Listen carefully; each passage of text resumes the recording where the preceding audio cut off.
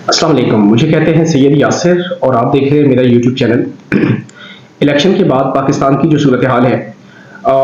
تحریک انصاف نے اتوار والے دن احتجاج کی کال دی ہوئی تھی اپنے کارکنان کو کہ جن جن حلقوں میں دھاندلی ہوئی وہاں پر عوام نکلیں اور پرامن احتجاج کریں۔ اگرچہ عوام سڑکوں پہ نکلی، لوگوں نے اپنے طور پہ احتجاج کیا، لیکن تحریک انصاف کا جو ایک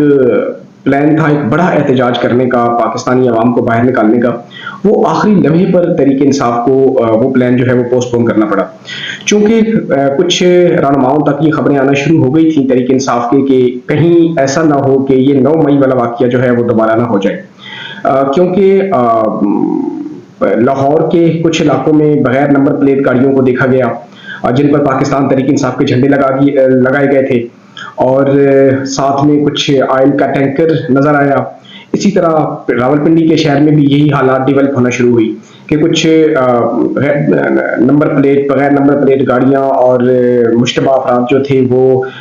جو ہے نا وہ احتجاج کی تیاری کر رہے تھے، اور تحریک انصاف کے رہنماؤں کو یہ آگاہ کر دیا گیا تھا کہ اگر آپ عوام کو باہر نکالیں گے تو جس طرح 9 مئی کا واقعہ ہوا جو ہر لحاظ سے قابل مذمت ہے، اس طرح کا واقعہ دوبارہ ہونے کی چانسز ہیں، کہ کہیں ایسا نہ ہو کہ خود سے کوئی ایسا ماحول کریٹ کر دیا جائے اور تحریک انصاف پر ایک دفعہ پھر الزام لگا دیا جائے۔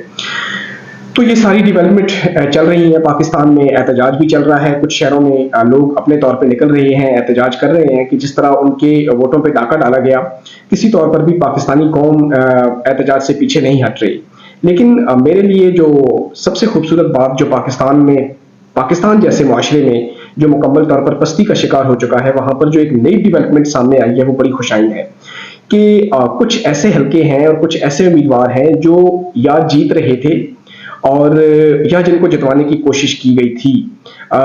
زبردستی، تو وہ لوگ سوشل میڈیا پہ آئے ہیں اور انہوں نے باقاعدہ طور پر اس چیز کو ایڈمٹ کیا ہے کہ ہم الیکشن نہیں جیتے، ہمیں الیکشن جتوانے کی کوشش کی جا رہی ہے لیکن ہم یہ سیٹ نہیں لینا چاہتے، کیونکہ یہ سیٹ عوام کی سیٹ ہے اور ہم اس طرح کی سیٹ جو 2 نمبر دھوند اور دھاندلی سے لی گئی ہو، ایسے ہم کسی بھی کام کا حصہ نہیں بنیں گے۔ یہ پی پی 286 اور NA 184 کا حلقہ ہے، جاوید لنڈ صاحب ہیں جن کو جتوانے کی کوشش کی گئی، لیکن وہ خود آئے میڈیا پہ، سوشل میڈیا پر، اور انہوں نے آ کر اس چیز کو ایڈمٹ کیا کہ میں یہ سیٹ ہار چکا ہوں، عوام نے ووٹ پی ٹی آئی کو دیا ہے اور پی ٹی آئی کا کینڈیڈیٹ ہی اس حلقے کا وننگ کینڈیڈیٹ ہے، لہٰذا میں کسی بھی طور پر دھانسلی اور 2 نمبر کی سیٹ اپنے پاس نہیں رکھنا چاہتا، یہ مینڈیٹ کی توہین ہے۔ اس کے علاوہ ملک حمید اکبر صاحب ہیں، یہ پی پی 3 سے نون لیگ کے کینڈیڈیٹ تھے، بہت نائس انسان ہیں، بہت نفیس انسان ہیں، انہوں نے تقریباً نون لیگ کے ٹکٹ پر 31,000 ووٹ لیا ہے اپنے حلقے سے، تو یہ کہہ رہے ہیں کہ میرے نام سے کسی نے الیکشن کمیشن میں درخواست ڈال دی ہے، تو وہ کہہ رہے ہیں کہ میں نے یہ درخواست الیکشن کمیشن میں نہیں دی، میں اپنی شکست کو تسلیم کر رہا ہوں، میں یہ سیٹ ہار چکا ہوں، اور میرا جو مخالف کینڈیڈیٹ تھا اعجاز بخاری صاحب وہ جیت چکے ہیں، یہ عمران خان کا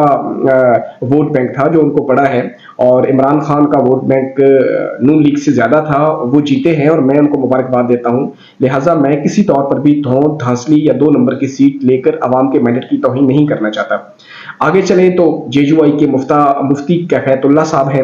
انہوں نے بھی اپنے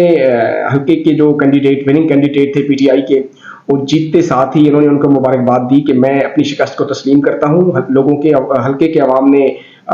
PTI کو ووٹ دیا، عمران خان کو ووٹ دیا، عمران خان کے نظریے کو ووٹ دیا، اور میں اپنی شکست کو تسلیم کرتا ہوں۔ اور انہوں نے نواز شریف صاحب کو بھی یہ مشورہ دیا ہے کہ میاں صاحب آپ منصیرہ کی سیٹ ہار چکے ہیں، لوگوں نے آپ کے مخالف ووٹ دیا ہے، لہٰذا آپ کو اپنی شکست تسلیم کرنی چاہیے کھلے دل کے ساتھ۔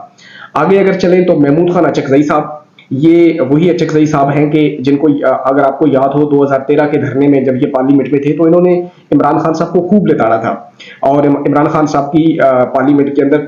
ٹھیک ٹھاک مخالفت کی تھی، اور پھر عمران خان صاحب بھی جب کنٹینر پر تھے تو انہوں نے بھی اچکزئی کو کافی برا بھلا کہا، لیکن اب جب الیکشن ہوا اور اچکزئی صاحب ہارے تو وہ باقاعدہ میڈیا پر آئے اور انہوں نے کہا کہ میں اپنی ہار تسلیم کرتا ہوں، میں اپنی شکست تسلیم کرتا ہوں، اور میں یہ بات مانتا ہوں کہ عمران خان ایک لیڈر ہے، عوام عمران خان کے ساتھ ہے، لوگوں نے عمران خان کو ووٹ دیا ہے اور جیت عمران خان کی ہی ہے۔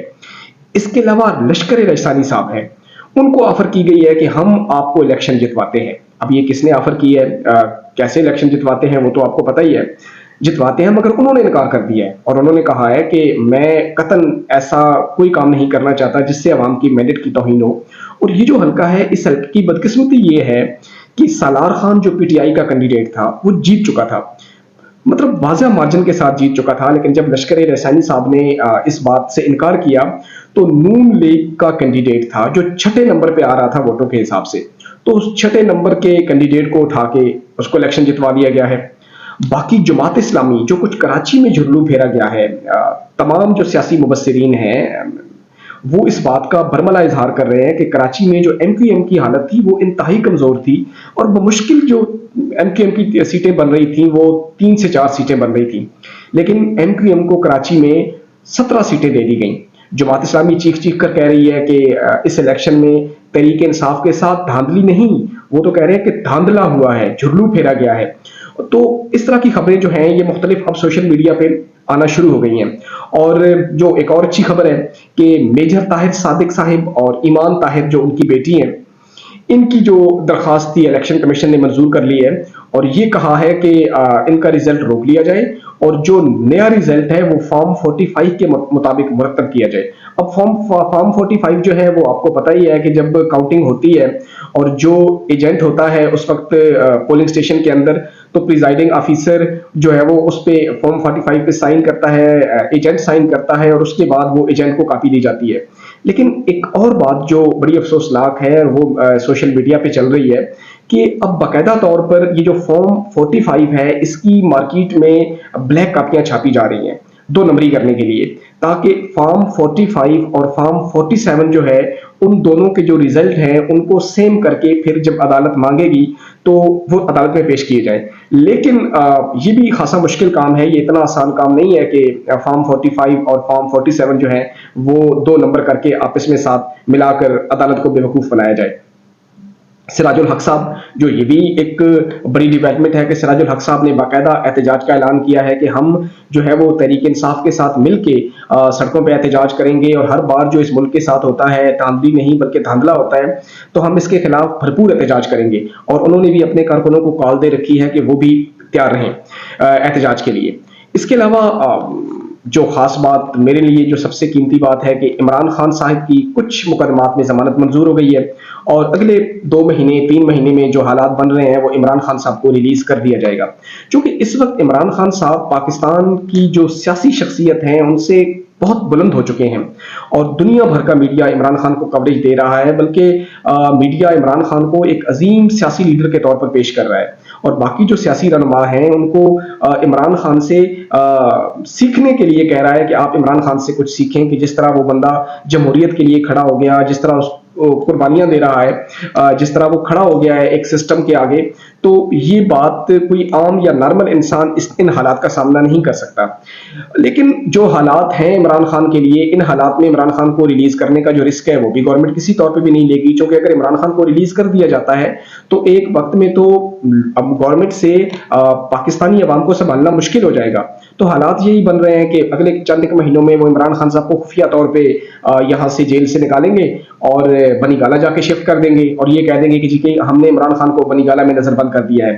عمران خان اپنے طور پہ ہلکی پھلکی واک کریں گے اور آہستہ آہستہ جو ہے وہ اپنی جو سیاسی ایکٹیویٹیز ہیں وہ شروع کریں گے. پھر تمام ان کے جو کیسز ہیں ساتھ ساتھ ان کیسز کی ضمانت ہونا بھی شروع ہو جائے گی.